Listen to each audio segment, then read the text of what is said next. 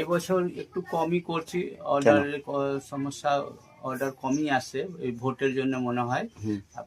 প্রথম আমরা গ্যাসের প্রবলেমের জন্য আমরা গ্যাসই পাচ্ছি না, এই হলো। হ্যাঁ, গ্যাস কম পাচ্ছি, এই জন্য অর্ডারও কম ধরছি। অর্ডার নিলে তো দিতে হবে লোককে।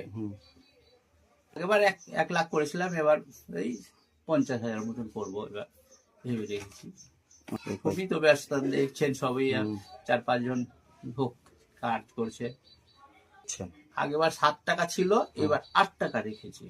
আচ্ছা, হঠাৎ করে দাম বাড়লো, মানে তেলেরও দাম বাড়ছে, চিনির দাম, কালীগড়ের দাম, মানে কালীগড় 700-800 টাকা করে রোজ খেয়ে দে, এই প্রবলেম।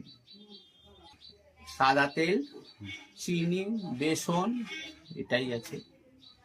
বালুশাই, নিমকি, লবঙ্গ, খাজা, একটাই করছি, মানে ওগুলা খরচা বেশি হয়ে যাচ্ছে। যেরকম একবার করেছিলাম আমি বিটকে থুতলিয়ে দিয়ে রং বাইর করে বিটের রং দিয়ে করেছিলাম, কিন্তু লোকের চয়েস না, মানে অরিজিনাল লোক রং খেতে চায় না, রঙই খেতে চায়, বিনা রঙের লাড্ডু খেতে চায় না, লোক রঙের উপরেই দৌড়াচ্ছে খালি। বড় সাইজ হবে, কালকে হবে ওটা। কতটা বড়? ওটা পরে হবে। কত সাইজের বানাচ্ছেন ওটা? ওটা 250 গ্রাম হবে আর ½ কিলো। কেমন দাম রাখছেন?